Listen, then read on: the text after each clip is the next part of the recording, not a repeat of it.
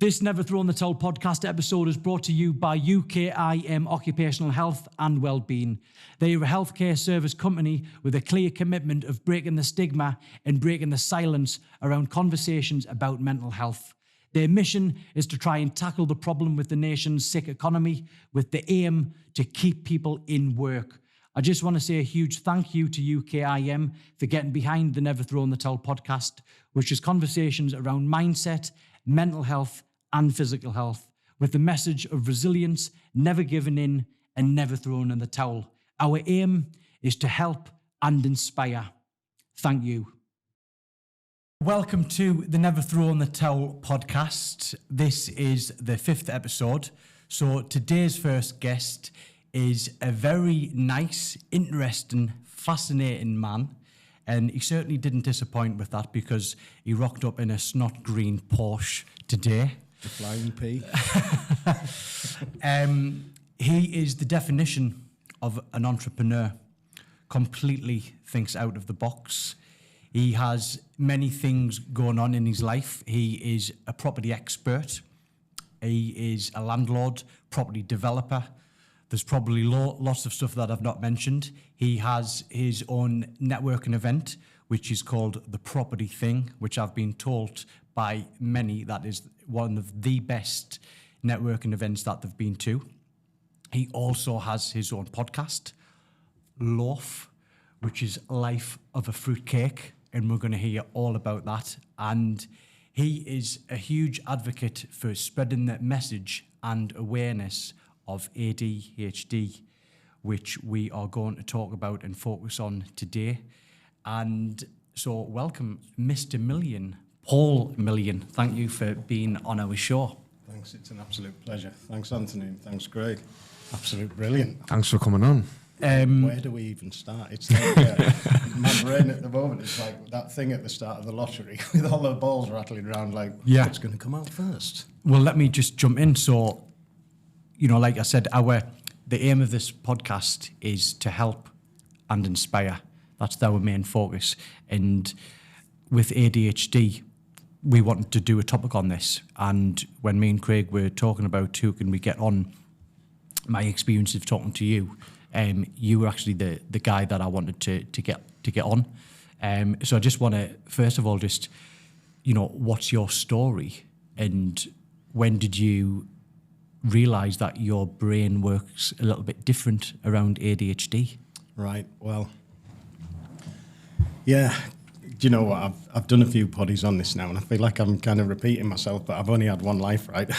So apologies to the people that have heard me before talking about all of this stuff. So I'll try and make it a bit different, or varied rather, but, well, not varying from the truth, of course. Varying from the same old. And, yeah, back to school, really. Junior school, Abbey Juniors, all my school reports, you know, the kid can't sit still. He won't stop distracting other children. If Paul could stop looking out the window, he'd actually make some of it himself. You know, Paul's a bright kid and he's a good personality and all of that kind of stuff. But, you know, and some of them were a bit disparaging, like, you know, he's not going to make anything of himself, that kind of thing. But, you know, it depends on your teachers and whether you resonated with them and all that kind of stuff. I mean, I was back at my senior school not so long ago. And I always have a good crack with the teachers. I mean, I took Jake back to Barnard Castle School because I was going to induct him there. And he's there, 9 years old. And the teacher that I hadn't seen for 30 years looked across the school fields like, Million. It's like, he's the next thorn in your side generation. So. But, yeah, so I always had plenty of character, but my industriousness in getting my schoolwork done wasn't the best, to be honest. I guess I was erratic. And my dad very kindly... We weren't from money or anything like that particularly. I had a sports shop in the town that he used to want me to go and work on a Saturday, and it was the worst thing in the world for me, putting me in that box. I just wanted to be out and around the place and doing stuff. You know, I'm a bit of a non-conformist, if you know what I mean. Yeah. I want to be out and about. When I found property, smashing houses up and putting them back together was just a pig in shit.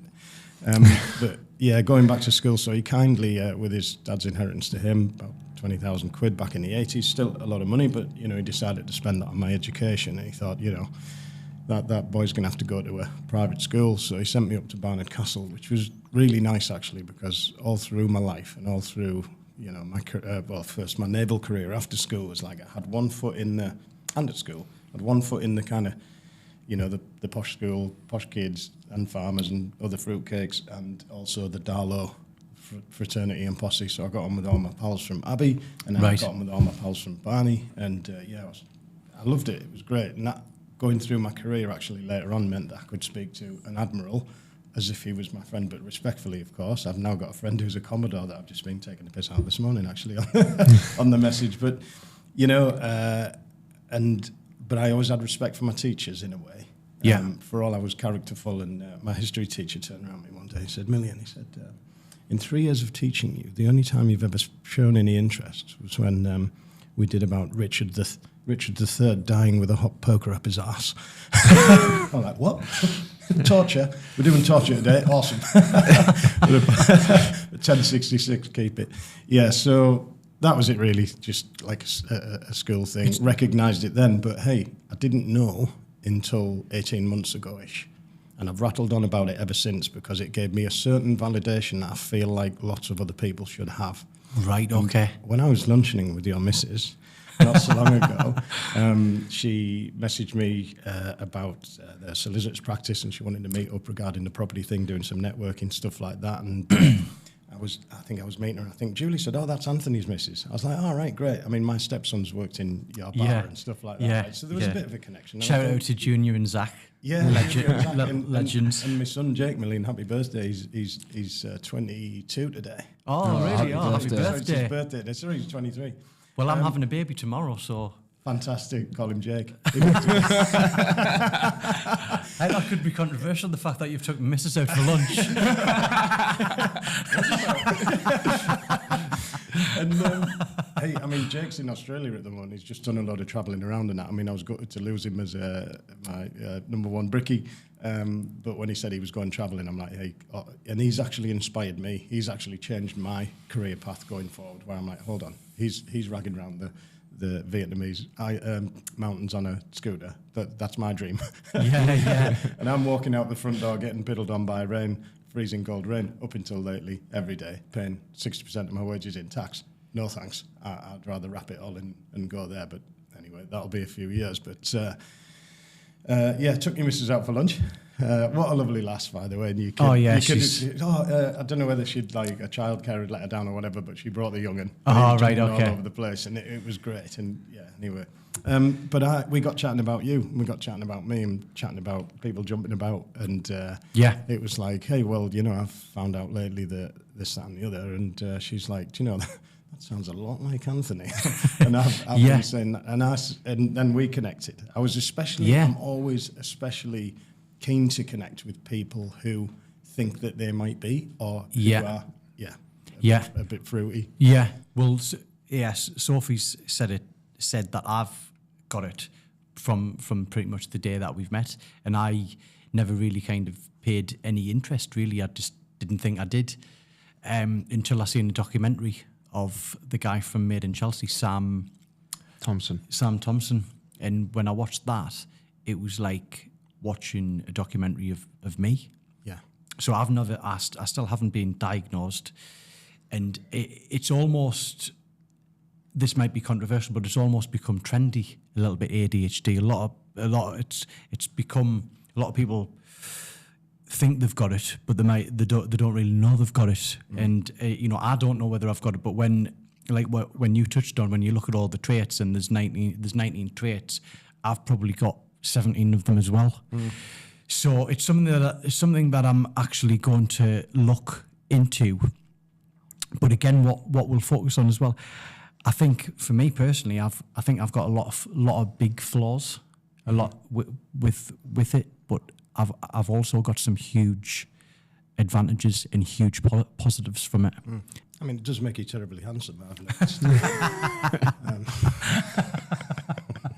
So what's my excuse?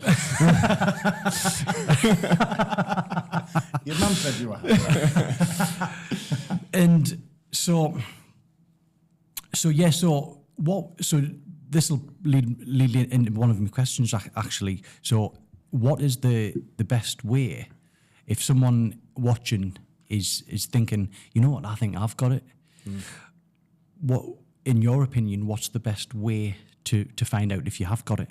just leading back to what you said a minute ago, there's for everything that becomes starting to be a little bit on trend, maybe it's just that people are recognising that it's more of a thing.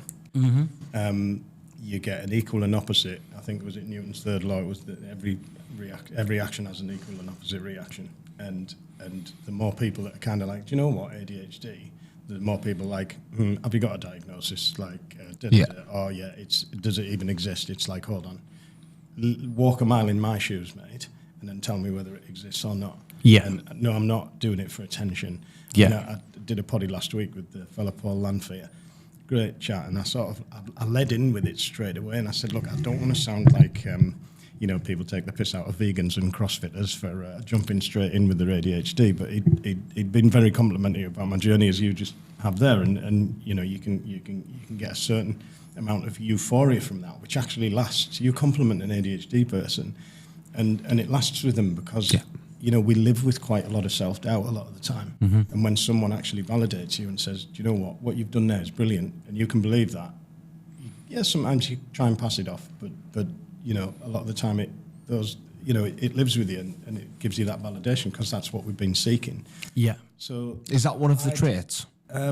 Yeah.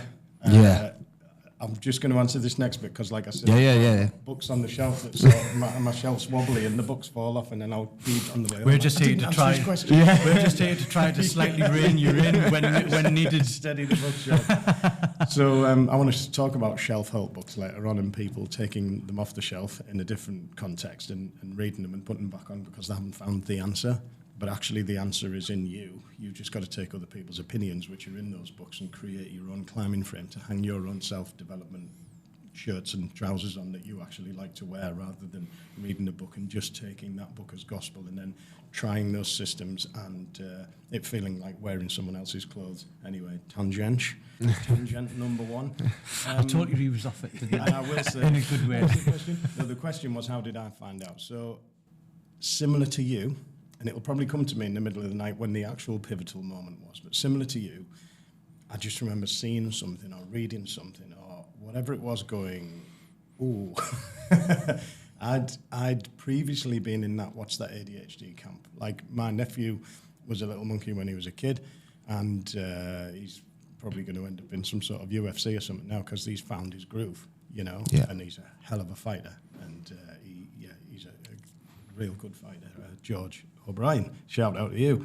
And the son of my sister, Elizabeth Million, who is an absolute fruit bat. Like, if I'm here on the spectrum, she's on that wall. No. Oh, yeah. Really? Children's book artist. Oh, wow. Nutter.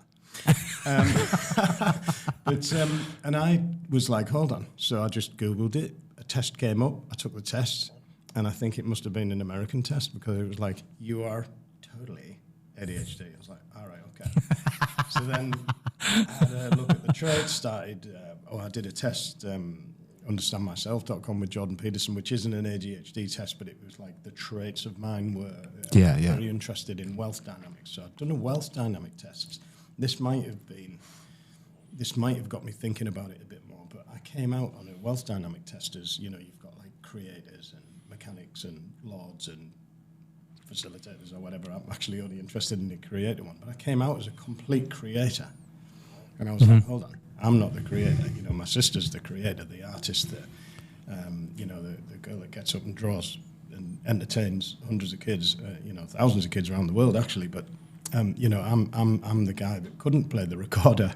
I'm the guy that couldn't draw. I'm the guy that. But then I thought, hold on, yeah. And when I read through it, it was like, kind of entrepreneurial traits, problem solving, not catastrophizing in a catastrophe, not making a drama out of a crisis, dependable, and all of those kinds of things, but also sleep patterns and anyway. But on the wealth dynamics profile, I'm like, wow, I am a creator.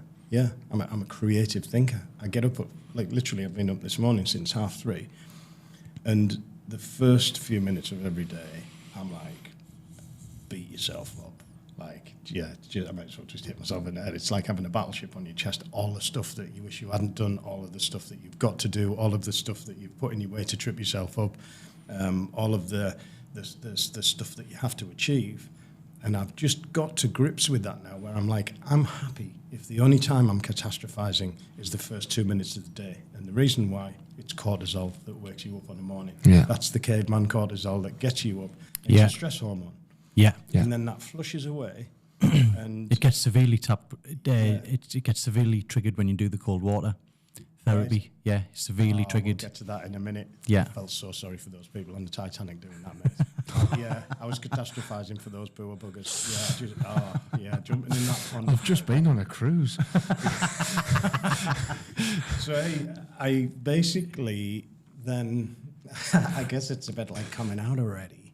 I sort of started speaking to people about it and mentioning it in my posts. And I did of course, because I used to experiment. And I'm as open as half a tin of beans, by the way. There's nothing that anyone, I love being open. And I guess as a kid with ADHD, Yeah. and what George used to do quite a lot is I used to notice him looking for a reaction in people.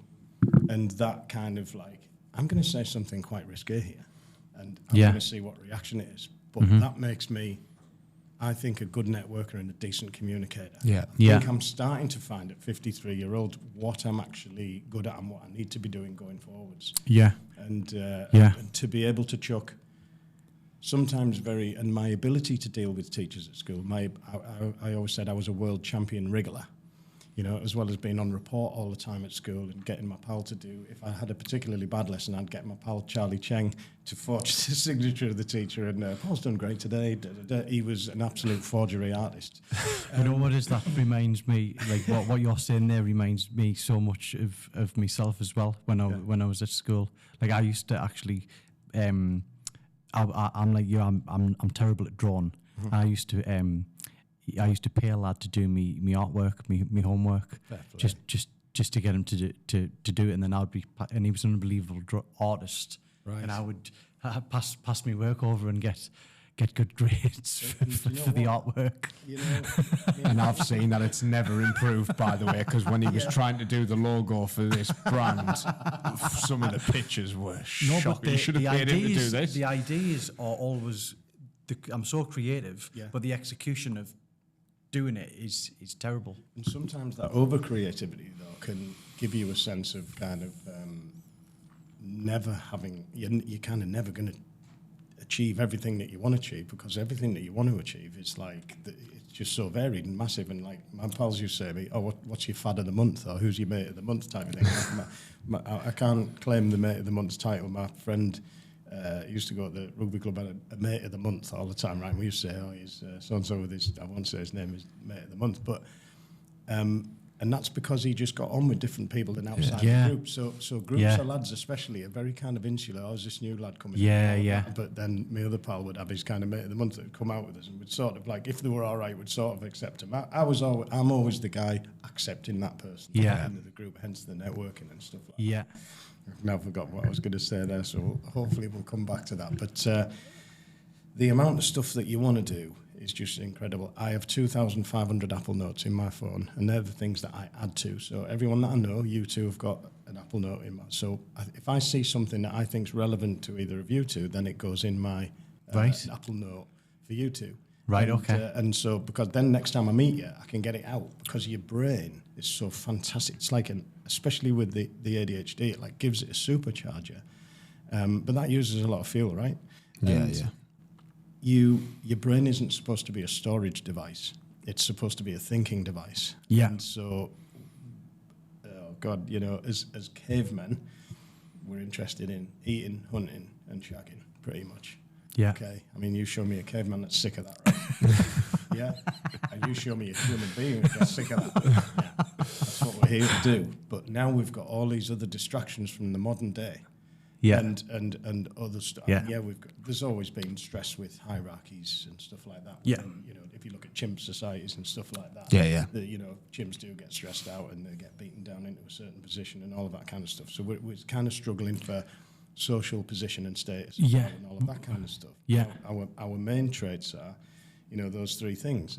And I think it's important that what you've mentioned there, because you've mentioned that we're all cavemen, but we're cavemen living in this modern world where we have the social media, working from home, all of these things that affect our mental health, and I think all of those things have affect the suicide rates, which obviously we're a project trying to tackle that problem. So it's an interesting point what you've touched on there. Yeah, I being the experimenter, and I had a lady that worked for me who came in and had a massive go at me when I did a Facebook post on this, but I'm like, listen, for every person who you think would be offended, and I'm going to get onto people who are offended by the truth in the future, in the near future, as in the next hour, like for every person that's offended by that you think might be offended by that, A, fuck them. But two, like, maybe I might get 10 messages off people from doing my Facebook posts and stuff like that when I mention it, because the more people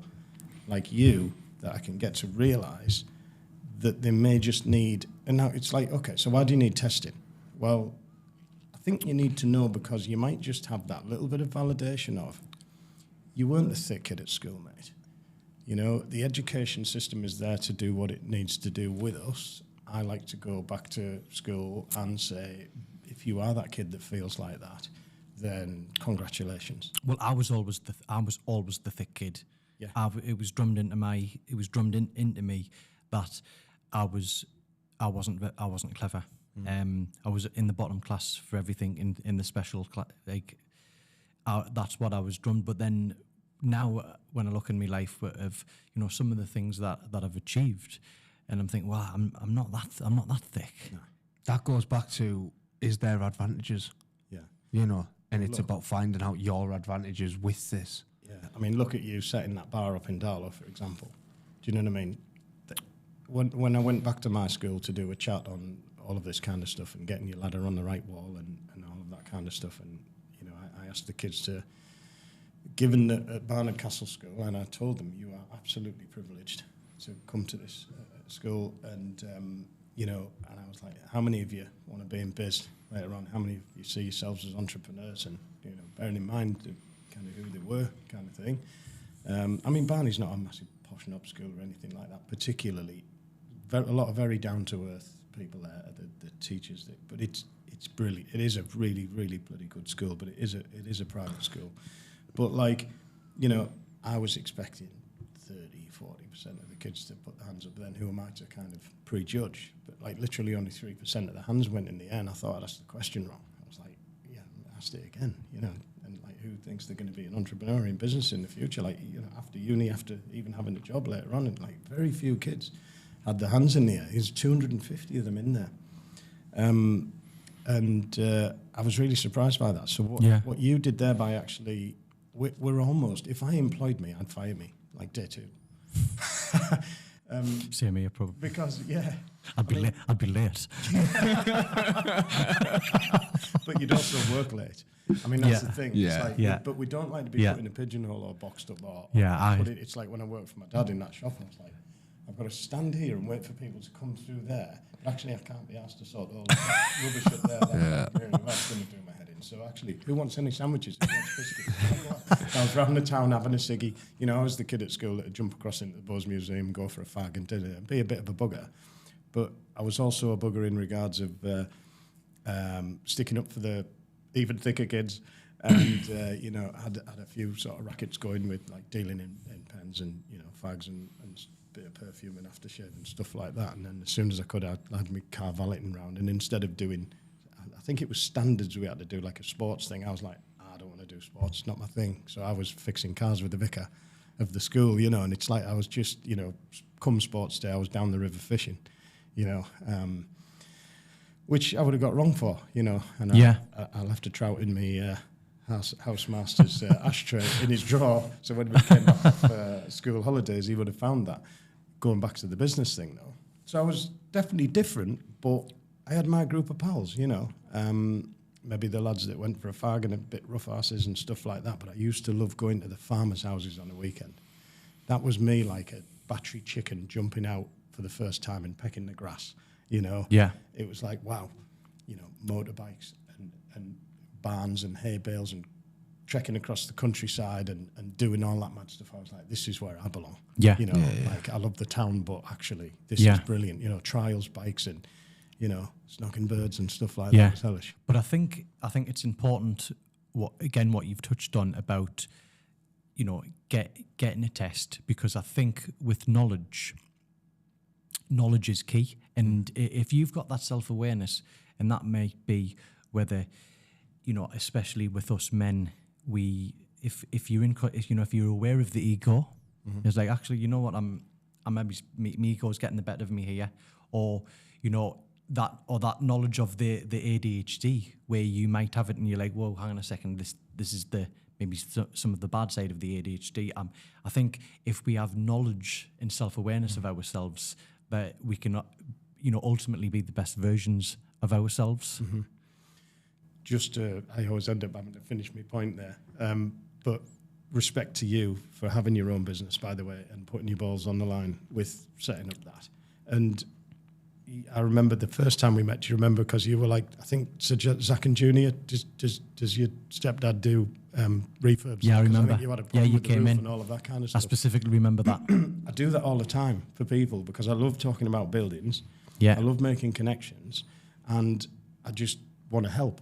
Yeah. Like everyone. Yeah, you And straight on. Yeah. Sometimes to a T, like sometimes Yeah. to a fault rather. Yeah, where you're yeah. actually like, when I'm giving someone some advice over the phone, or someone's had a bit of a catastrophe or whatever it is, and I'm like, yeah, do this, do that, and they're like, oh, that's fantastic. And You know I've what got I an I angel remember? on my right shoulder and the devil on my left, Yeah. and the angel saying, do you want to do some work now, Paul? Or are you doing that in your own business, you hypocritical bastard?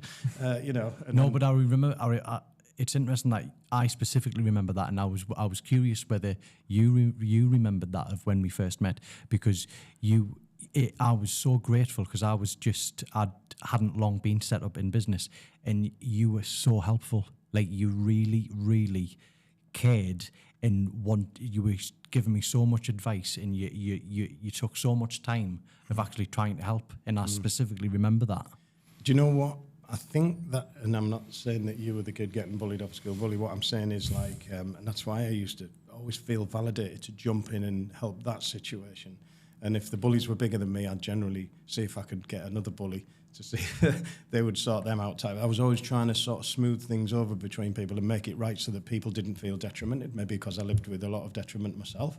But what I wanted to save you from there is, I know how, I mean, any tenancy or lease can be quite, a lot of landlords will smack you with a dilapidations claim when you leave the building, even if the building's in almost the same stage. And if you haven't been seen to, if that building's degraded in any way, shape or form, and I know it had a lot of damp on, Yeah. I think the gable between buildings and stuff like that, and it was guttering.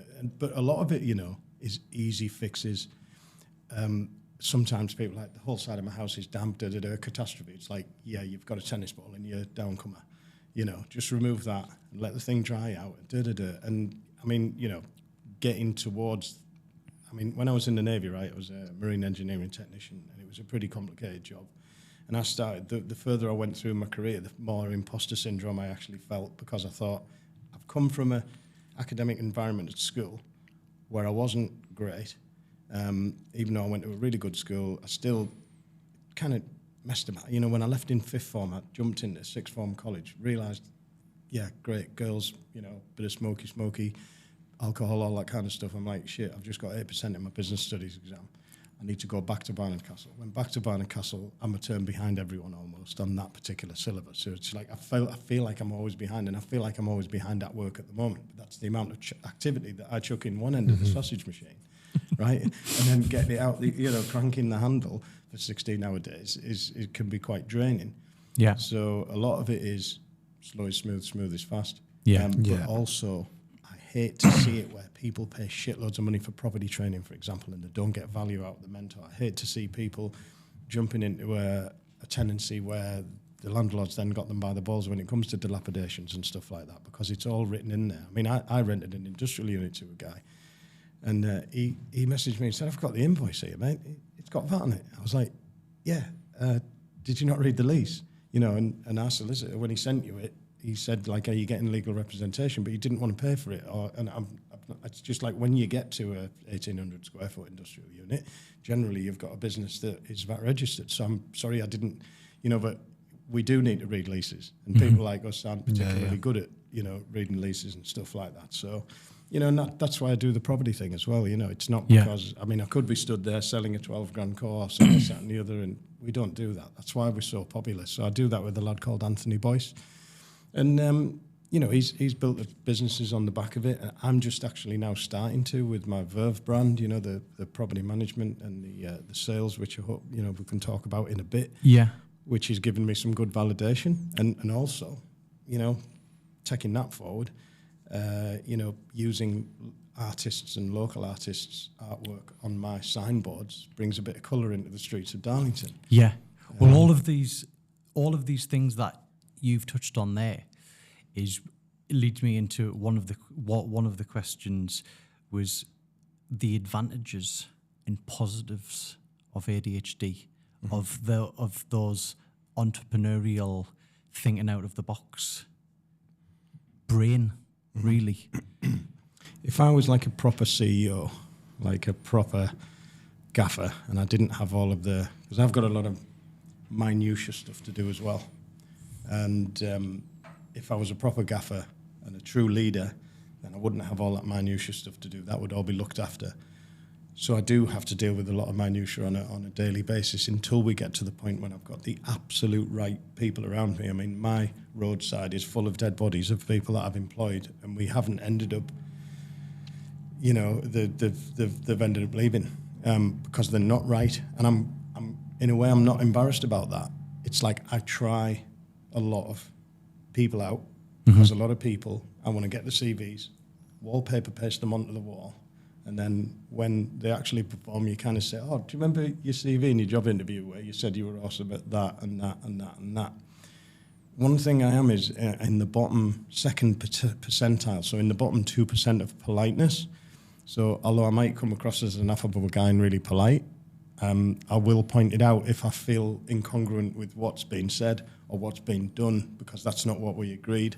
Right, okay. But what I was getting to is by this time of the morning, so, you and I were having a bit chat last night, I was absolutely buggered. What I planned to do was go to sleep at 9, wake up about 12, which is what normally happens, and work through till about 3, and then go to sleep at 5 again-ish, and then have a snooze, and then I'm up and I'm fresh for this. But actually now I'm battered because I woke up at 3:30 and then work through the plan was then, when I woke up, is to work till sort of 5:30, have another hour snooze, and then get up early, do a presentation that I've got to do this afternoon for a fella I'm looking at bringing on board as an investor and a partner in a load of projects, and And of course, what happened is, woke up at 3:30, did a shitload of notes for this and various other stuff, pre-wrote a load of messages that then go out at 8, 9 o'clock in the morning, and sending emails,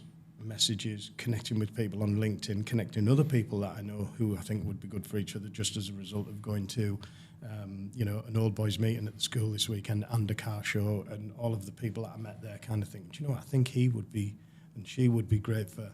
So I've already done as much work. So the plan was, as I said to you this morning, Anthony, I think if we meet over there at 8 o'clock and we'll have a good chat before the poddy, and then we'll do the poddy, and it's like, hold on, and I arrived at 2 minutes to 9. Yeah.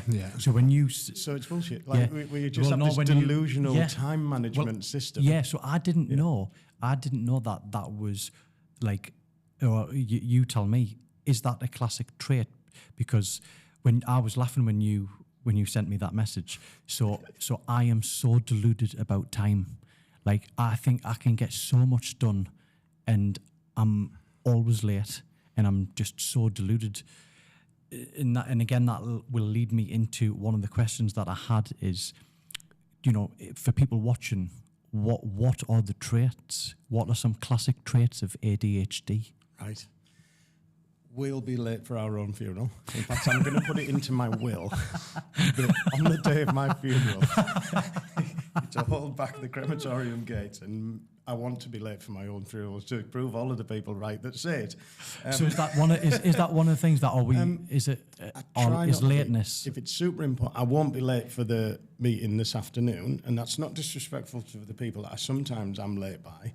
But what people do have to understand is that I'll take I'll think it takes me 5 minutes to get to work, 5 minutes to get parked up. Right, okay, so I can leave at 10:02, but then someone will ring me, or as I'm going out the door, someone will say, "Oh, Paul," because I'm having my own house worked on at the moment because I'm looking at downsizing. Hopefully, get to that in a minute.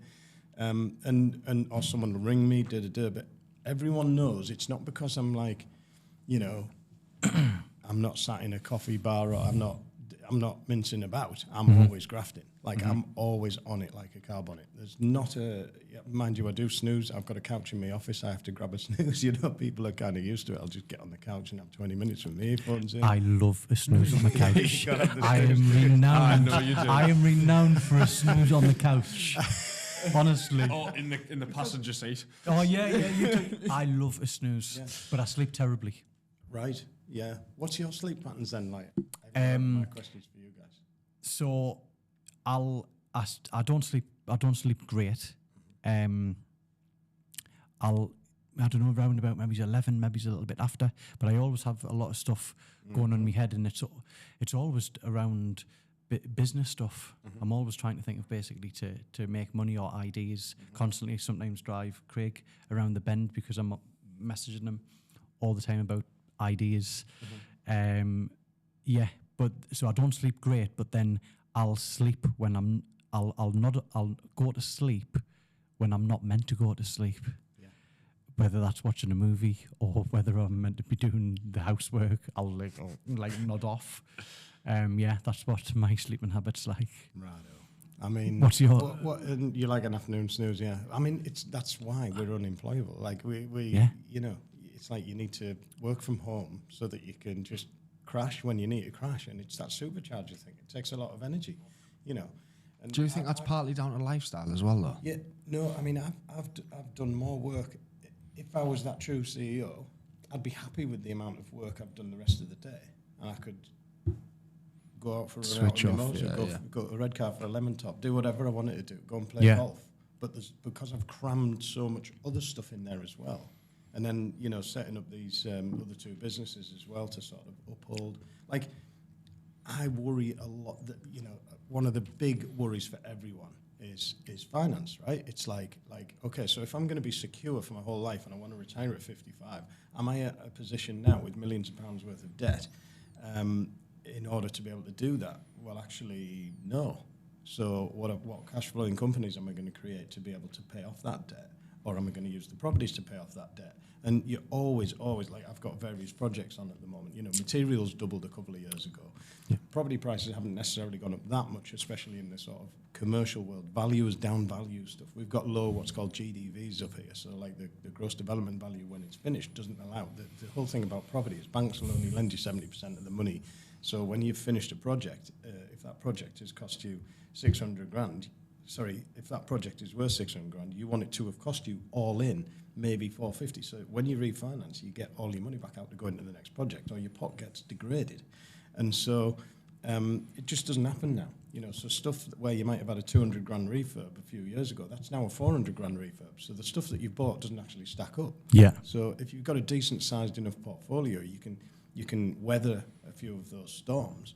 But like I've got too many of those going on. Do you know what I mean? With different projects and that. But then I've got good people that back me as well, because they know that I would rather lose my arm than them lose money. Nobody takes a haircut out of this job, even if something's got to be stretched out over a longer period of time, or something else is creative's got to be done with the property, or do you know what I mean? Yeah. So that's what occupies a lot of my brain space. Yeah. My meeting with this gentleman this afternoon, if it comes off, it's like, can you take all of that financial worry, because you've got 1,000 times more than me, and take that off my plate. And that's what I'm really looking for at the moment, and sort of manifesting, is that kind of not a philanthropically minded investor who can back me to the point where I don't have to worry about the financial side of it. Then I can concentrate on the buildings that the businesses that I want to create, and the concepts that I want to create around giving people a low-cost portal where they can get the right education, so they don't have to go out and spend £12,000 on mentorships and things like that.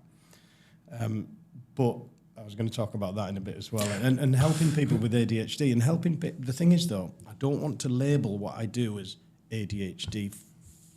I could label it ADHD friendly, but it's not going to be all about the neurodivergence. It's for everyone. Yeah, yeah. Because even people without any kind of neurodivergence, they've got the traits. You know, they say, oh, well, everyone's on the spectrum somewhere. Well, of course we are. You know, some people over-catastrophize. Some people have low self-esteem. Some people... And I want people to start thinking about, God, you know, I've had low self-esteem all this time. There's a great book that I haven't found it yet on Audible or anything like that. I think it's called The Power of Low Self-Esteem.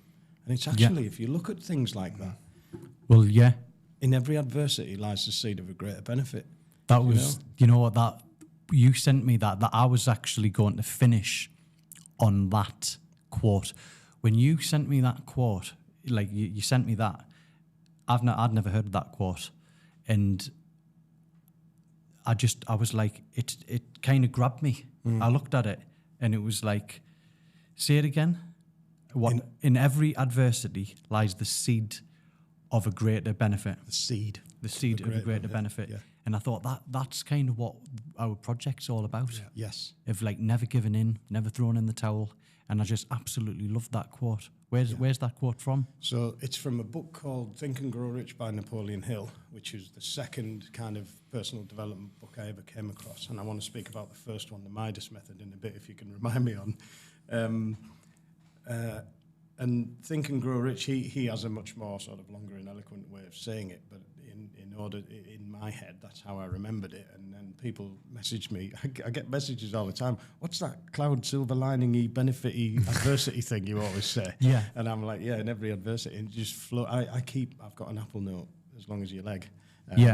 For quotes and things like that that I hear all the time off podcasts and stuff like that. And sometimes they just do mean so much, and it's like a modern day philosophy, you know. And this is when you mentioned your project there, I actually got like kind of them goose pimples like running my body, because I felt like I've got a little bit off topic here, because I'm actually interviewing you as well for my body, and because you're like, right, there's an opportunity, let's split that, and I'll put it on my body thing and you put it on your body thing. But that's what it's all about, the networking back and forth thing as well. Yeah, absolutely. And these things that we have in us, like that we live with the whole time. So recently I've been doing something called belief coding with a lass called Vicky Moore, and she's on Instagram as Heal Yourself with Vicky, I think it is.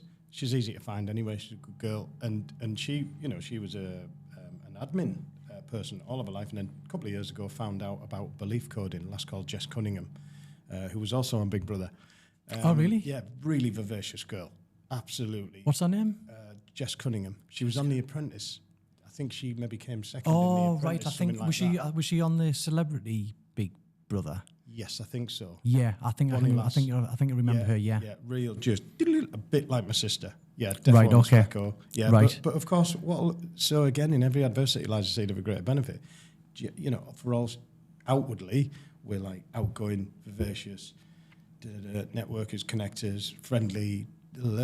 Like our inner chatter can sometimes be, you're not good enough, or you're never going to get there, or catastrophizing over certain things. Yeah. And actually, but that's maybe what puts us the other way, because when we're in the company of others, we're great. Yeah. You know, but then there's all sorts of traits like, you know, rejection sensitive dysphoria, where, I mean, hey, when you want to get into all of that kind of stuff, I'm no aficionado by the way, in all this. I'm really interested in it. I'm interested in other people just kind of think, like, get that little hook of, do you know what? That sounds like me, that. Yeah. And then maybe take a test. I'm no expert on, you know, I've spoken to the CEO of a company called the ADHD Foundation over in Liverpool, and few various people. So actually part of my validation came from the fact that I do something called Focus Mate. So if you put a mirror up at your desk, your subconscious thinks it's being watched.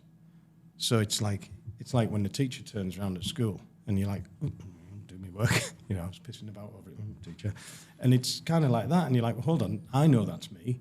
But your subconscious mind is so powerful, but it's so different to how we would perceive it to be. Yeah, I read something the other day that says your subconscious mind is 1 million times more powerful than, I mean, how can you put a metric and quantify that? But it is seriously powerful to say, on top of the water of the iceberg, that's the conscious mind, the big old... Yeah. That's your subconscious. And that's what's there to keep you, parts of it to keep you safe. Yeah. And it believes safe to be your jigsaw worldview. And Yeah. if you try and change the pieces of that jigsaw, you open a business, you do, your subconscious is like, oh, I'm not comfortable with this because this is change. Yeah. And your subconscious is there to keep you shagging, eating, hunting, caveman. Yeah. Like our last software update as humans was 200,000 years ago. So that's where our subconscious well, you exists. mentioned imposter syndrome and that self-doubt, and I think we all get that. Like I done a podcast. I was a guest, and I got introduced as an entrepreneur. And like I said, I was always the thick kid at school, and I can't spell entrepreneur. It's genuinely like. Do you have any dyslexia, or have you? I think so, but I've not been. I'm terrible speller. Can't spell. And then now I go and do guest speaking, and I get paid, and I'm getting called a keynote speaker, and I'm like, the negative side of me is like, I'm just a barber. I'm just, should I be here? Like I'm the speaker, but then you always have to drown that out to, actually I can. And I think though, why not? Some of the stuff that's been said in this podcast, there's a lot of people out there who think they may have ADHD will resonate with a lot of the stuff you've said, but what you've always ended it on is a positive note and saying it's not a negative that you've got it. There is a positive in there, and a lot of the stuff you've come from, and I hope people who are listening are taking the positives, and from what you said as well about being the thick kid at school, but becoming an entrepreneur, a keynote speaker yourself, becoming a successful property developer, somebody who's now teaching others. They're the positives that you can take out of having ADHD. We can only speak with passion, and as I'm picking up from what you say, is that you talk with passion, right? Because we're passionate people, because we've sometimes lived with quite a lot of dispassion, if you like. And actually, another tangent that I'm just going to land back on earth with is what I started telling you there is about the mirror thing. So actually, I did a Zoom with myself, and I thought, do you know what? It does feel different. I know someone's there, even though I know it's me. Wow. And therefore, anyway, told my friend about this, who's a business systems girl. And she's like, oh, there's an app you can get where you can Zoom with random folks all around the world. And it's called, I don't know what it's called. And I was like, great. What, so you Zoom with? That's a good idea. Like working from home people and people that just need that little bit of accountability. And that's sometimes what we're missing is that accountability. And so I was sleeping in my office. I have a couch in my office. I sometimes sleep there for, I'll be asleep at work, because I'd rather than go home, come back, I'd rather actually sleep at work and then wake up for 4 hours in the middle of the night and then back to bed and then back up again. And then go home for a shower for 20 minutes in the morning, come back again. And how does that affect? Great for my family life. I was just going to say, does that have an impact on your lifestyle, and does it have an impact on any form of relationships that you have? Yeah. So I've just written a note there to say that, because I'm going to get back to that. And this is all the little hints and tips I'm really happy to share with people about how I've managed it over the time.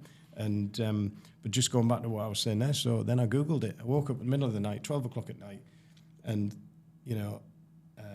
Googled it. It came up as Focus Mate. So then I thought, wow, $6 a month, hellish. So then I'm Zooming with random people all around the world. And guess what? I've got people in Australia like, Paul, if ever you're over here, mate, come over. Like, that could be great. And of course, sometimes you end up in a 50-minute. So it's like, have you heard of Pomodoro technique?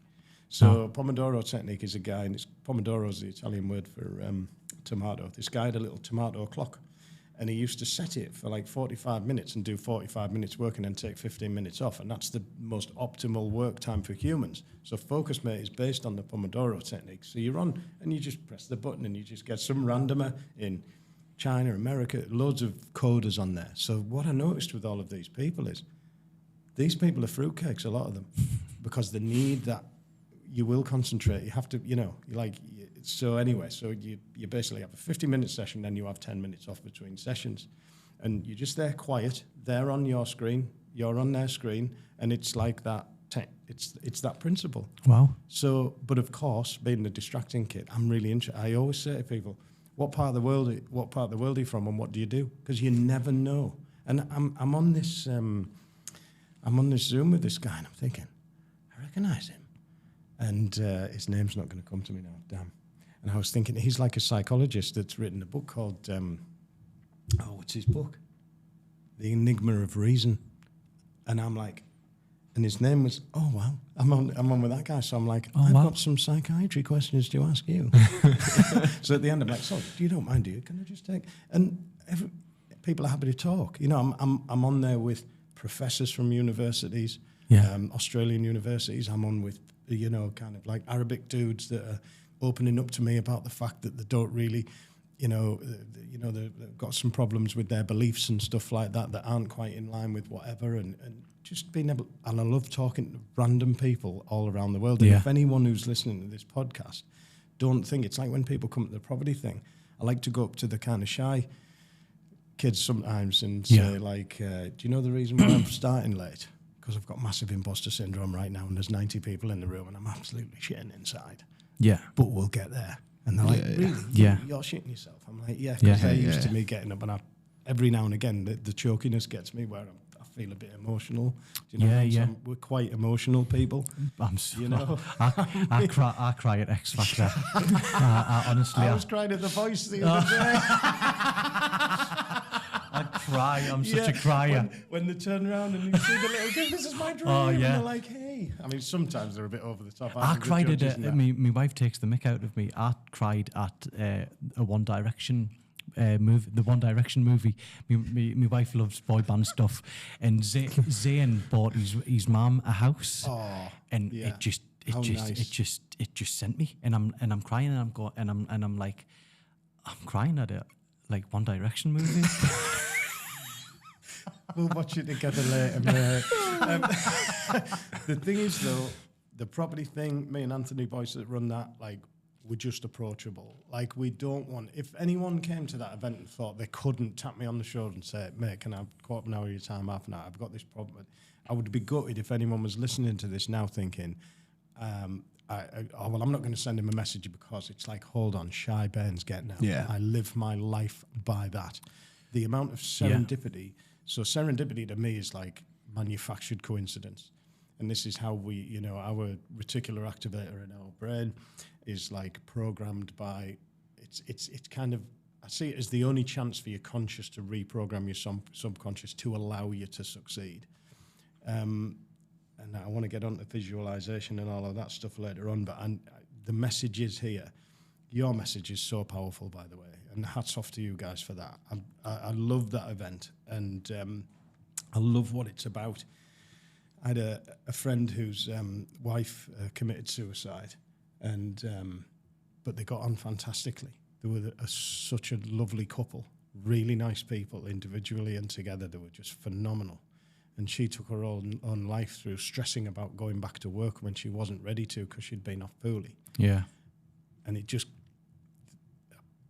pulled up at his house. Like, we didn't know about it for 2 days. It was one of her relatives, friends, that got in contact with me and said, did you know about, I won't mention names and stuff like that, but I was like, what? Horrified. So I let all the lads know. And, I work for myself. I just went straight round. Yeah. And he was looking out the window, and I'll never forget the look on his face. Yeah, and it's you just there's just no there was no need for that. They had their lives ahead of them. They didn't actually have kids. And retired, and I remember seeing a post. I think you done a post about that. I actually, when me and you started chatting, I think I seen a post around that, and because I know once we engaged you, you were really on board about what we do as a project and stuff, and then obviously you're sharing that story there that it's kind of hit.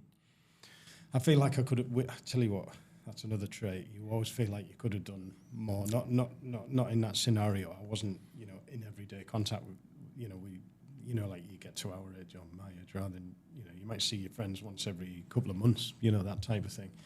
But like, I feel like I could have done more to actually help with your thing a bit, and I'm more than happy to, you know, start putting it out there a bit more on my sort of portals and things like that, because it's absolutely that catastrophizing thing that I do first thing on the morning. I know that's going to end in a couple of minutes. You know, Yeah. like, I haven't prepped properly for this meeting later on. I should have spoken to Anthony last night. You know, 15 things that you like, you know, you beat yourself up for, and then like after a while you're like, what was I even thinking? But when I started to take, so being ever the experimenter, I started speaking before about someone having a massive go at me. People have been thinking he hasn't answered that bloody thing. He started, oh, they're probably just like that. He might get round to it eventually. I had a massive go. Someone that worked for me had a massive go about this post, and what the post was about is me taking other people's ADHD drugs, because I'm impatient, right? And it's like, okay, if I am that, let's try the drugs. Right, can I get some drugs, please? How do you get diagnosed? What, a diagnosis takes 2 years to get? Yeah. You're fucking for real? Like, what? Why can that be? And then I start thinking, could I bring some of the buildings that I've got into use to be an ADHD drop-in centre? Can I is there anything I can do to help this scenario? But what it was about is like, I'm not bothered, you know, like I used to do a lot of pills in the 90s and all of that kind of stuff, and like I had to say to this lady, what I'm taking here is a tiny fraction of a dose compared to what I used to smash into myself in clubbing days, right? So it's not, I'm not going to topple off my chair or anything like that. But also, yes, it is prescribed drugs. Am I embarrassed that, am I going to get in trouble? Is anyone going to send me to jail? Probably not, right? And I'm not, you know, condoning that. But I tried other people's to see if it had an effect, and it did. Now, 60%-ish of ADHD people respond well to the drugs, and it is a condition where the drugs can really, really, really help. But obviously through proper diagnosis. But I tried a couple of different types of other people's, and I think I'm in the 40% that didn't respond particularly well to it. When you're on them, they're great, and you're more focused, and you're like, wow, this is a different feeling. It's almost quite sort of euphoric. And because you're like, I'm having no problem just getting through this fucking list of emails. Yeah. Right? But then, after a few days, I'm sat in the kitchen, I'm saying to Julie, do you know what? I know if I felt like this every day, I feel like driving my car off a bloody cliff, or you know, doing something stupid. Yeah. And I know I never will, because I just create so much fucking bullshit for people that sort out. Like, I'd be barely sort my own life out. I feel sorry for anyone having to, you know, sweep up my mess and get it in the dustpan. But and then I realised, I sort of twigged, and I was like, what have I done differently? What is different about me? What am I? And I was like, I started taking that stuff 3 days ago. And I looked in the packet, and it's like, side effects, you know, depression, anxiety, and I'm like, we'll bin them then. So although they were useful to me, so I was like on them, on focus, mate, getting stacks done. And then, of course, it's like, damn. So I think natural remedy. Well, there are natural remedies, and that is through systemization and compartmentalization of your time as best as you possibly can. And also, you know, some people, it turns them into different people. I like being me, you know? Yeah. Pretty cool. You know, I'm good with it, you know? So that's so for me, and I don't want to sound self-indulgent, but I wouldn't want to change who I am. Have I got some flaws and some traits? Absolutely. Have I got some big pluses and advantages? Absolutely. Would I change? No.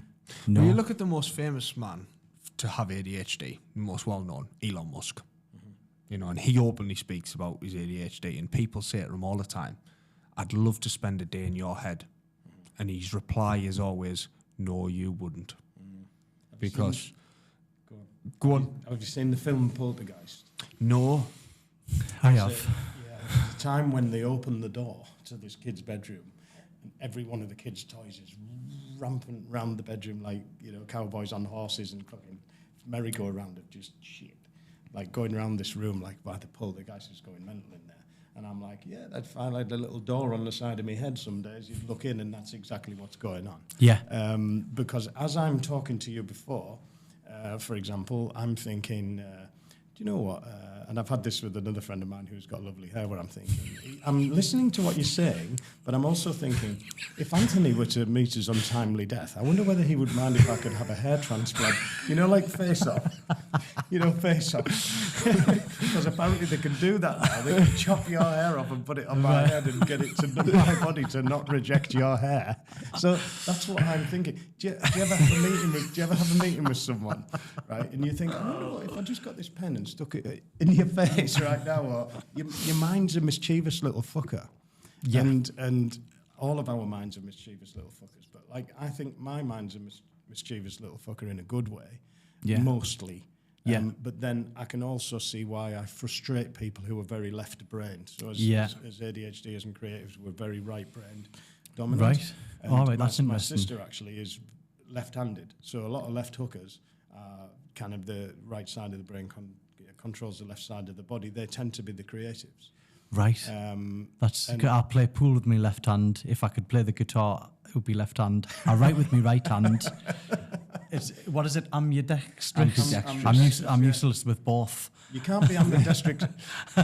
You can't be ambidextrous and dyslexic at the same time. Really, is that true? No, you can't. Well, I can't. Well, you just can't say it. Well, I can't spell either of them either. So.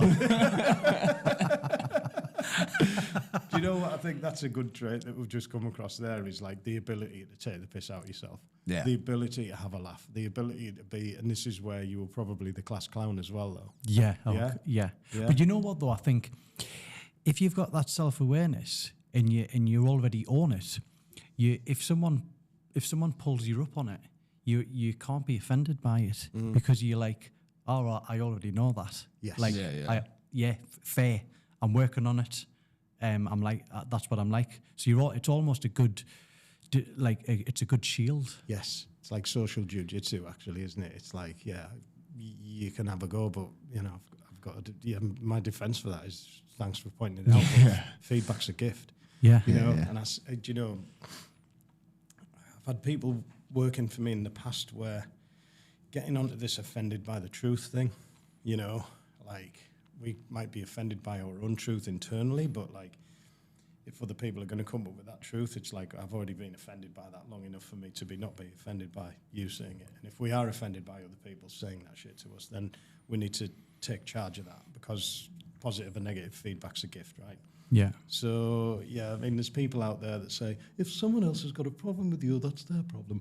Well, actually, if 10 people are saying the same thing, though, maybe you do need to inwardly reflect and have a bit of a look at yourself. Yeah. I've always felt like an outsider in any group of friends. I was a bit of an outsider because I was at a different school to my pals for a while, but like, you do get that feeling of, do I entirely belong here? Am I cool with these people? Because, we also have rejection-sensitive dysphoria. Yeah. And that can lead into the imposter syndrome. That leads into the, am I good enough? That leads into the self-esteem thing. But my requirement when I joined the Navy after school, after failing all of that time, it's like, I'm not going to fail anything here. Yeah. I'm a man now, right? So you're 19, mate. You're going to sort it out. So when people say to me, and I also don't tolerate snowflakes very well, because when people say, if I'd had a problem with someone at work or some workmanship is my biggest bugbear, mate. If it's going to be done, it's going to be done properly, right? And if other people don't see that after knowing me and me explaining that 100 times, then you're not for me. So if I have a complaint about a certain person's workmanship or anything like that, and people say, oh, he's only 27, he's only 25, he's only 23, he's only 19. It's like, hold on, at 22 years old, I was stood on a parade square in charge of 350 lads on my apprenticeship, shouting the orders and marching people around. And I'm not trying to be big-headed by that. It's just that I took the choice at 19 years old, thinking I was as thick as a whale omelette, of I'm going to use the good things in my personality to crack me forwards. Nobody's going to hold me back, right? So I said, dance like nobody's watching, set goals like nothing can hold you back. And this book that I'd found, the Midas Method, which I'll speak about in a minute, gave me the power for me to write my goals down and visualise them every day. Best apprentice on sea training, HMS Sultan's leading artificer, best bearing dress and kit. having tea and sticky buns with the captain every 2 weeks, talking about the discipline, being in charge of 350 lads on my own apprenticeship. So if I can do that as the thick kid, then, you know, there's no excuses. Yeah, so absolutely. So don't give me that he's only 24-year-old. And sometimes I think with you know, with people like yourself, they might think it's you're dick swinging, but it's absolutely not. It's like, you know what? No, this is, I've got the self belief. This is what I've done, and yeah, I've took the positives out of all of this, and yes, am I proud? Absolutely, 100%. And the best thing about it is it's in the service of others. Yeah. So that's a force field in itself. Yeah. Nobody can, if people want to criticise that, then they're pretty But sad. you're always, to a certain extent, though, you're always a little bit prone to that, aren't you? About the naysayers, or that them negative things, or people saying them comments when you're someone who's ultimately trying to do good. Yeah, you're always prone to that, but that will always come with that. Will always come with it. Rejection, sensitivity, dysphoria, right there. Yeah, 100%. That is absolutely it. I ended up pestering this. What's he called? An editor of a newspaper to say, listen, when your journalists are bashing in articles about my planning applications, just tell them to give me a ring and I'll give them the right story. You know, typical journalist thing, like making it up. And he didn't get back to me. And I said, look, well, as well as this going on, I've also got this going on, which people could do with knowing. You know, sometimes when you try and advertise networking events on like town property Facebook portals and stuff like that, like they're like, oh, sorry, it's an event, you can't advertise it because it's charging people money. It's like, hold on, it's 20 quid for something that might make a difference to the rest of the life. Sorry. So I was like, you know, I want to get some more PR out there about, you know, the property thing and various, you know, other sort of networking stuff I've got going on. And you know, so pestered this guy, and I've got this going on and that going on. I'm also like, I'm running networking events going on at Bishop Auckland, and one in the Tower, one in the Castle, one in the Spanish Gallery, and this is going on. Is that not a reportable thing where it might be actually, you know, helping other people? And then he never got back to me. I saw him at an event. He was doing a chat at this like levelling up type event up at Cummins, and I approached the guy, and I'm like, hello, I'm the guy that's been pestering you on YouTube. And do you know, you can Billy Blackpool anyone. You know more front than Blackpool. Or my pal used to call me Billy Blackpool because I've got more front than Blackpool, a bit like yourself. God, we haven't even got onto you yet, mate. I've got so much to ask about Big Brother and all that kind of stuff. That's on the second part of the never throwing the LOAF. Do you know, so, and he's like, oh, great. Next thing he's asked me on a Zoom. And this is why it's always great to, Shybane's getting out. Just do it. You know, anyway, this guy, he's like, come on a Zoom with me. Like, great. It's an interview for some article or whatever in the paper, which is good. And next thing, he's like, oh, I want to send a photographer around to one of your projects. And I'm a massive perfectionist. And, you know, one of the pictures of me sat in a ball and claw foot bath that I've cut the side out and made a sofa out of, because I like to do creative shit like that. And next thing, he's like, the photographer's like, yeah, because it turned out he was going to put me in Business IQ North magazine. And I'm like, wow, I mean, that's a bit of imposter syndrome right there, because I don't belong up there with those, you know, Teesside entrepreneurs you hear so much about and all of that kind of stuff. And then the next thing, she's ringing me up saying, he's putting you on the front cover. I was like, like, no, because I just knew that crabs in a bucket pressure would come from people that I know around me. Yeah. And I didn't want to be that dick swinger. I absolutely don't. I don't do the property thing to dick swing. I do it to, you know. It's great for, hey, don't get me wrong, there's absolute advantages with the upside of running a networking event. Like the people that you can ring up, but they know that you do loads of stuff for free for other people, so that they're probably less likely to send you a bill if you just need their time for half an hour. You know, it does work both ways. Yeah. I'm absolutely, you know, it's great. And so then, you know, I'd get my kind of people from the property community kind of going, hey, you know, I've just seen your ugly face in Teesside Airport. What are you doing on the front of that magazine? Like, in a great, funny way.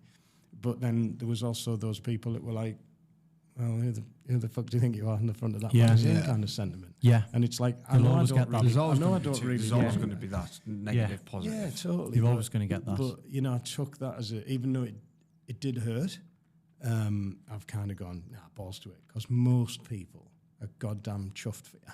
And if someone's like I have to be careful how I say this, a scorn pourer. I once said on a podcast, a porn scorer. Scorn pourer. You know, bollocks to them. Yeah, absolutely. It is what it is. If someone's negative, for no apparent reason, it is on them. It's because of whatever they've got going on. That's what I've realised. If someone goes out the way to be negative, it's on them. You know, to be in business, you just got to say, oh, hello everyone, I'm in business and I'm selling this and I'm going to have a pop at that. You don't have to be an entrepreneur or anything like that or have any special qualifications. You've just got to do that shit for yourself. Yes, you're going to need a little bit of cash behind you or some support or whatever it is that you do. Yeah. But if you're not in business and you want to be in business, but you don't think you can afford to leave your employment, get a side hustle, right? Yeah. You know, I have this thing that I call the doubling challenge, where it's like, okay, so you've got to double a pound 20 times to get it to £1 million.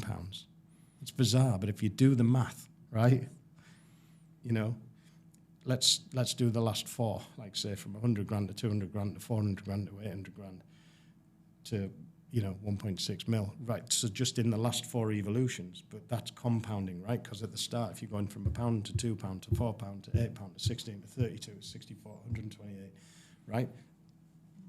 It's like there's no traffic in the extra mile. I mean, that extra mile is going, those first load of transactions that take you up to, say, £3,000, right? You've done loads of transactions just to get you there, whether it be valeting cars or clearing out your loft or doing whatever like that. I'm talking for the youngins now more. But we've all got 500 quid's worth of crap we could put on eBay, and we could say to ourselves, you can double that 500 quid. If you double that 500 quid, you get to £1,000. And if you double that grand, you don't have to you can take it from £1,000 to 1,100 to 1,500 to 1,700. It doesn't matter how many evolutions that takes, right? But most people get to £3,500, say, for example, theoretically, and kind of go, really fancy turkey this year. And then it's gone. And that's what we do. Every month we get paid, we don't save, it goes on to the, you know, into the luxuries of life and all of that kind of stuff. But this is about ring fencing. And my property journey's been about kind of ring fencing, you know, pieces of wealth, if you like, and waiting for the compound. So in property, there's three types of money, I say, rather. They say, no, I say. Hard money, easy money, free money. Right, the hard money is, I'm still going through the hard money phase with so many things where you've got to find the investment, you've got to work out how you're going to do the deal, you've got to buy the property, you've got to smash it to pieces, you've got to put it back together again, you've got to tickle it up, and then you've got your easy money cycle, which is the not so easy, sometimes collecting rent, getting the right tenant, doing the right agreements, but then you've got a little bit, you're kind of swimming in open water then, where it's recurring income. Yeah. That's what people talk about when they talk about passive income. It's not passive, by the way, at all. But your free money is the capital appreciation. So you built a portfolio worth £1 million, property prices go up 10%, you've made 100 grand for sitting on your ass. Yeah. Or working like a bastard, whichever that may be. But it's there then. And then you've got that compound. But then to get your hands on that money, you've got to sell, which means you're going to get bummed by the taxman, that's it. So who else do you get bummed by when you sell? Yeah, then you lose the future capital appreciation. Yeah. So, like, thinking about it, people have just got to ring fence and move and have a side hustle. So you can be in business. And I've got a lad, I can say it now because he's nearly at the end of his notice period, a lad called Louis Holmes that I'm setting up Verve Estates with, which is going to sell properties.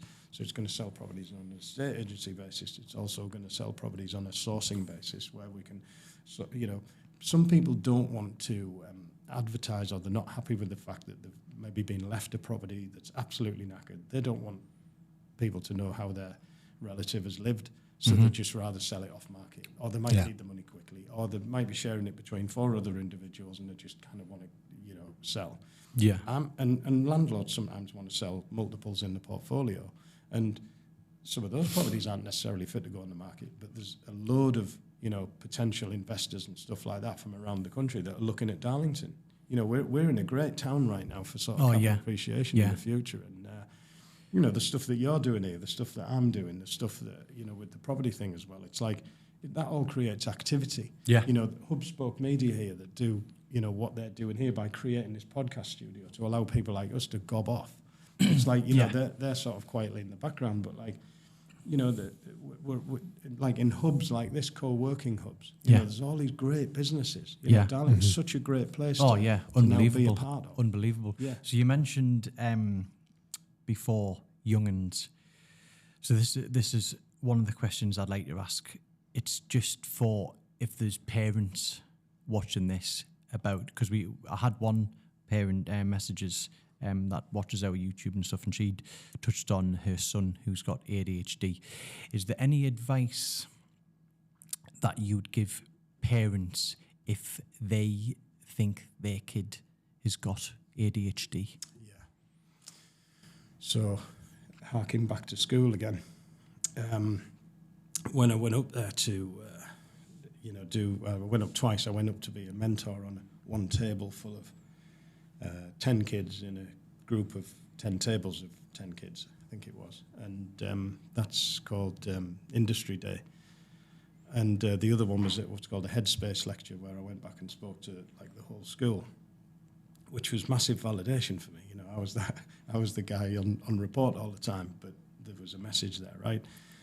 And when I went to the Industry Day to mentor the 10 kids, you know, I arrived, and that's imposter syndrome right there. When you rock up and it's like, yeah, hello, I'm Jemima, the mergers and acquisitions manager for, whatever company, you know, and you're like, God, I'm a landlord from Darlow, and I'm up here to mentor kids that are way more intelligent than me. But cool, but let's crack on. And we did really well that day. But I'd said to one of the teachers beforehand, put all the gangsters, smugglers, dealers, pimps, fruitcakes on my table, the neurodivergent kids, right? Because I'd love to give them some support if they need it. I mean, hey, the kids were bright as a button. Yeah. But there was one lad who won't say too much about it, because I hate for anyone to, like identities to be revealed, stuff like that. But he was quite a shy guy, and he was hiding behind his hairdo a bit, long hair over his face,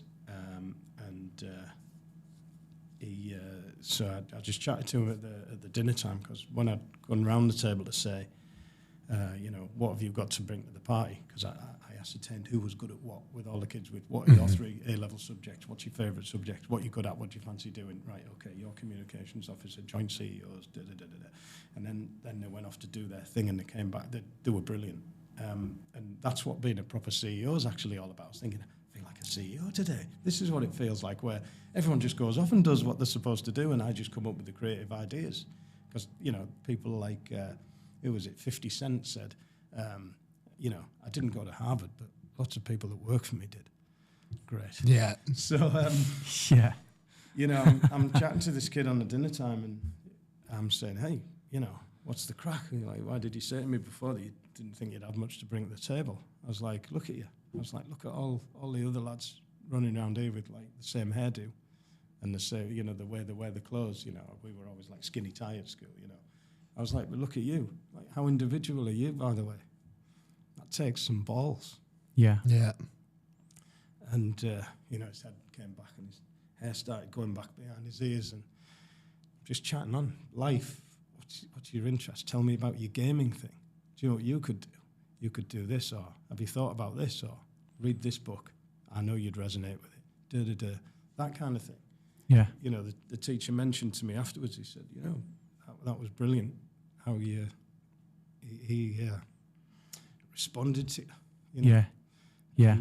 And it's just so, and sometimes it's just a case of, Yeah. It's that. So it's just so in terms of if there is parents out there watching, it's just get them to hone in on what their interests are. Everyone's unique, and everyone's special, and everyone's got talents. Yeah. Sometimes they'll settle on the stuff that they're bad at, and they're not even being encouraged to realise what they are good at. I mean, hey,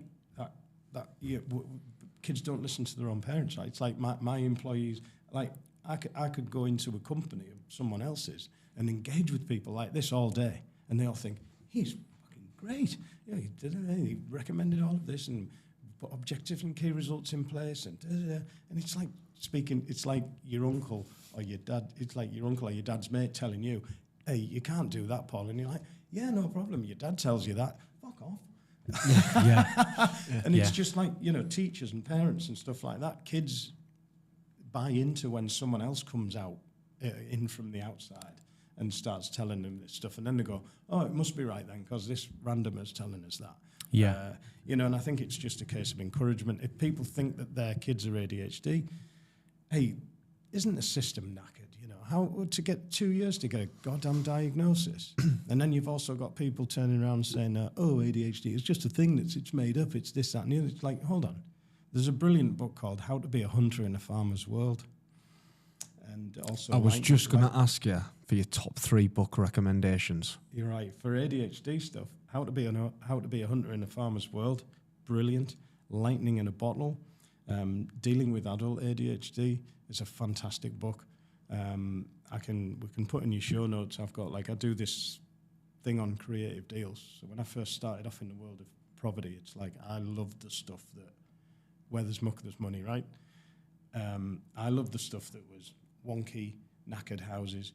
You wouldn't let a chicken live in it. Why? Because you can add the most value to them with your own skills. What I hated about being in the Navy is that when a gas turbine's about to go up the funnel and you've got to bring the thing down, you're talking there's millions of pounds worth of equipment that's at your hands, but you've also got people stood behind you. I hate when people watch me work. I hate it.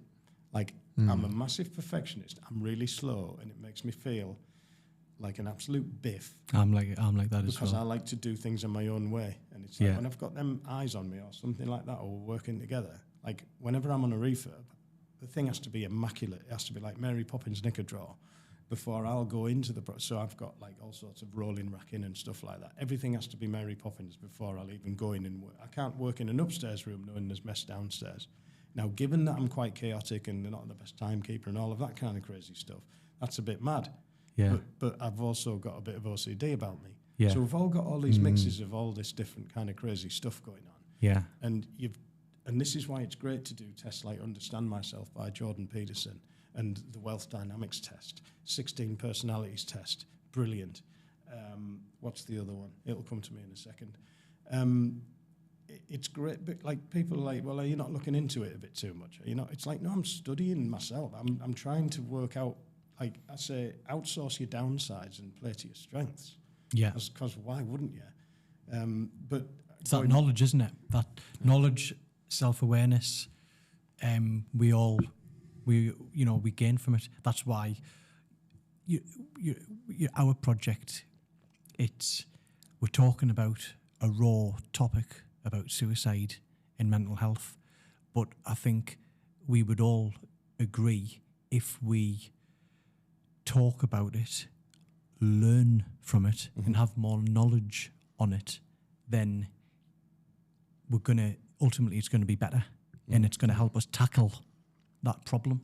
That's, I think, knowledge. Yeah. And understanding as well. I think what you've done today and some of the stuff you've said will give a lot of people that understanding more on ADHD, how to deal with it, what to do about it, and just learn to live with it and flourish with it, really, and find your inner strength through that, and obviously you have in the past, and you have, which is great, and it's inspiring to others, and that's what we try and get out of this, to help and inspire, which I think we've helped people understand, and we're also inspiring them.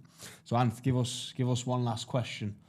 Hold on, I haven't even started. That's why. The thing is, you know what you'd be great at as well? You'd be fantastic barber, because barbering is cutting hair and talking shit. And you're absolutely like me. No, but that there's a degree in that, but the art of shit talking is also an unbelievable skill, and it's fascinating talking to you, listening to you, and listening to your brain, and listening to your knowledge, and listening to your passion, and listening to that soft side as well. And again, listening to you talk. It's you've showed a little bit of vulnerability as well when we've spoke to you, and that's one of the main messages of our project as well is talking is a strength. It's not a weakness. Vulnerability is a huge strength. It's not a weakness. Yeah. There's a real good lady to listen to. Brené Brown is a fantastic author regarding that. She's not completely my cup of tea, and she's an American speaker. Very kind of. She eloquently talks about vulnerability being the most important thing to sort of ring fence and study and know and be and put it out there. And I wanted to talk to you about, I don't know how you want to do this, right? But even if we chop it off now for your poddy, I need to then, while we're here sat, I need to then ask you a lot of questions. Right, and okay. Stuff like that. Right. So you can chop it off right there, and I'll say, hey, I'm Paul Million, I'm from the podcast, and I'm We'll finish on. We'll wrap this up because I think we could. We ideally would probably have to do a 7-hour special to get us all in, but people, it won't work. So, last question, slightly away from the ADHD. I know we've kind of focused on that a lot, but I think that the knowledge and I think it was a really important kind of touching on the subject because I think it really is. It will help a lot of people. Last question. Tell me your coolest story. Your best story. That's the quietest he's been in the last hour and a half. Could have given us that one before. I know. We're just going to have to cut it now until I actually start. My coolest story. I'll tell you a fairly poignant story which ended up having I wouldn't say a cool outcome necessarily, but, and talking of your subject actually, is I'm glad that came up. I do this thing called tapping techniques and also in the belief coding where you have to tap on your forehead. I haven't even got onto childhood trauma yet or anything like that, but I'm going to keep going with you guys here and that's going to end up on my body. So if people want to hear the extended version, right? So I do this thing called tapping techniques and it's about, but actually the belief coding is, you've got a certain trait that you're not very happy with or something that's manifesting in itself in your life at the moment that you don't like, and you tap on your forehead and kind of go, and Vicky will say, what's the memory? Give me the memory at the age of 9 years old, because you've ascertained that through doing something called the human compass, which allows you to know what age you were when a particular trauma happened that gives you the manifestation that's occurring in your life right now that you're not cool with. And I'm sat there for ages kind of tapping, waiting for this memory coming up. I'm thinking, oh my God, nothing's happening here. But then all of a sudden, it comes into view. And this is why I must impress upon people to do things like belief coding. ADHD and what have you especially makes you into an explorer, because we're the hunters, right? It's actually a trait. Hunter in a farmer's world, you are a hunter. Like we're the guys like Christopher Columbus who would kind of go, do you know what? Because we don't mind taking a risk. We don't mind being in business. That's what makes us into, I was only happy with calling myself an entrepreneur, and I'm still not that happy with it because I don't feel like I am, because entrepreneurs do shit differently, and I'm not really doing anything particular differently at the moment, but I intend to change that. But the memory I have is, in Her Majesty's Royal Navy, I'd be the guy sticking my hand up to do everything, whether it be like liaison visits for headmasters coming on board, who's going to do a chat to them and tell them about life in the Royal Navy, etc. And like who's going to the pyramids, who wants to go to wherever, who wants to do this. It's like, who wants to go up Mount Kenya when we pull up alongside Mombasa? Yeah, I'm going there. And I got up Mount Kenya with a lad called Toby. He was a real good friend of mine, and he was smaller than me, but he was that boy's as strong as an ox, just about as smart. No, he was a smart guy. He was strong as hell. He was a great guy, massive vivacious personality. He would have defo been ADHD, mate. He was all over the place, but so funny. He was almost like a big kid, but really lovable. And nice. I thought he was great. And we climbed up Mount Kenya, and I had a petty officer on that ship that then I was a petty officer, so he I wouldn't say bullied me, but he knocked the shit out of me in the boxing ring once. He was the coach. He bust both my eardrums. And I hated that guy in basic training, and here he is in my ship, in my mess. And I'm like, yeah, fucking hell, hate that dick. He was the ship's PT, right? We went to go up Mount Kenya, and like 22 of us set off, and only 9 of us made it to the top because of mountain sickness. And this PT was trying to hold me back all the time, like he was still my superior officer. He's like, "Oh, Million, Max." They used to call me Max Million. Like, slow down, wait for everyone else. Me and Toby were like, "Fuck off." Anyway, got to the top of the mountain, had my last ciggy. But I was fit as hell at the time, even though I smoked. But that was my last fag for a couple of years.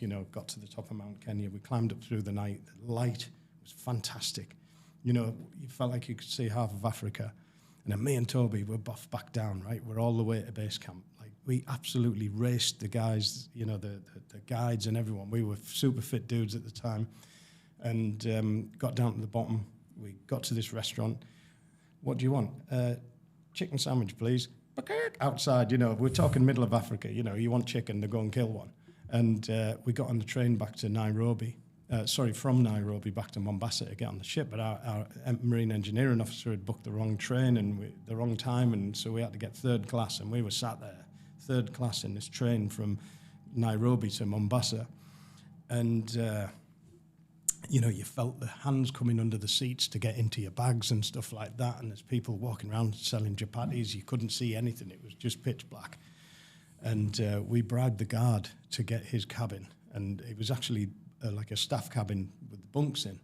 And I was on top with the window open, and it was freezing on top. But Toby was on the bottom, and he was... no, hold on. Yeah, I was on the top, and it was freezing with the window. And he was on the bottom bunk, and it was warm with... so I was wanting to close the window, he was wanting to open it.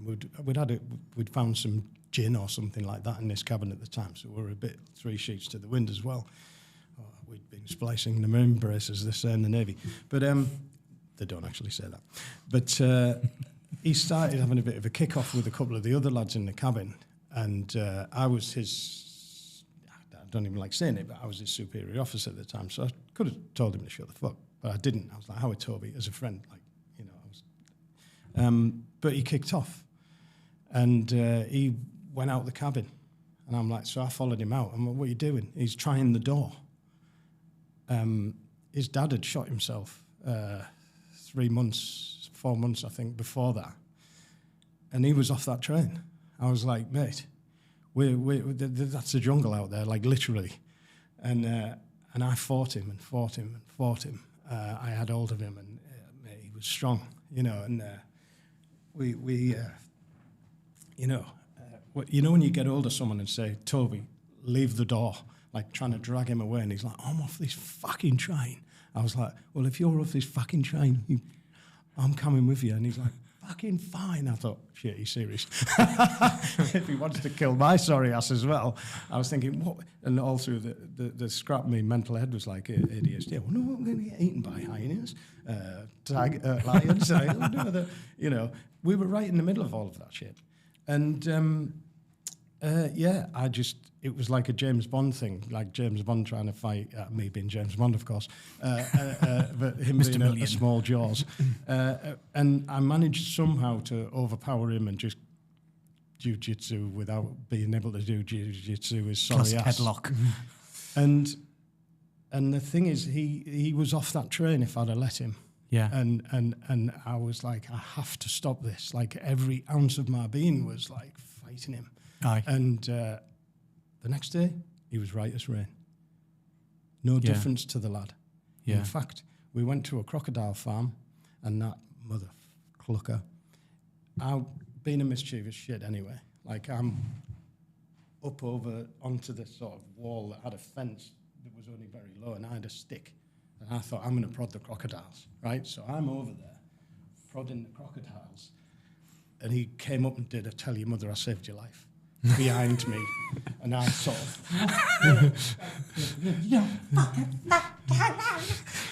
I went light. I thought, "You mother, I saved your ass last night." Yeah. And here you are nearly killing my ass. I mean, one of my worst things is getting eaten by a crocodile. Yeah, that's quite bad. I've actually got a picture of him. No way. Yeah, like hugging me over into this goddamn thing. These crocodiles went mental. There was about 300 of them around this big pool, and then they all started fighting each other and snapping, and what's going on here? I was nearly in there with no way. Shit. Wow. So it just goes to show that his mental health, that snap of time, he's like, "I'm off this train." And your message there, Like, Yeah. how poignant is that came up in my memory? Yeah. I'd have been tapping for ages. No, that's... Yeah, and fair play to you for doing that. You know? Yeah. There was no way I was letting him off that, but I know he wanted to go because he was that. The thing is about people like us as well is, my dad used to say about me, you're an obstinate lad, stubborn, used to come out with it. And now I realise how bloody was. Yeah. And sometimes that's pushback to the rejection sensitivity. Sometimes that's pushback for the things that, or sometimes that's just your inner guile thinking, all these people think this about me, but actually I know different and I'm going somewhere. You know, it's like, actually I'm going to do this. Like, so pushing back, but you know, kids push back on their parents. Paul, we could, like I said, we could literally talk for hours, but I think we'll finish. It's been fascinating, and listening to you talk, and thanks so much for being on our podcast. And like every guest, I'm going to give you this towel. Never thrown the towel. Thank you, mate. Yeah. I just want to say, you know, like some of the guests that you've had on, like the Johnny Nelson and stuff like that, and I listened to that one fully the other night. What a fantastic interview. What a great bloke he is. And I'm deeply honoured to be asked to come onto your podcast on such a good cause. And if I can help you out in any way, absolutely I will. Yeah. Magic. No bother. Well, I just want to thank everybody for watching. Head over to our socials, give us a like and a follow. Drop us a comment down below if you want to see anybody in particular on the podcast, and we'll try and get them on. And pop over to Paul's channel, LOAF, Life of a Fruitcake. Launches soon. Yeah. Very soon. Where you'll be able to see part 2. So thank you very much.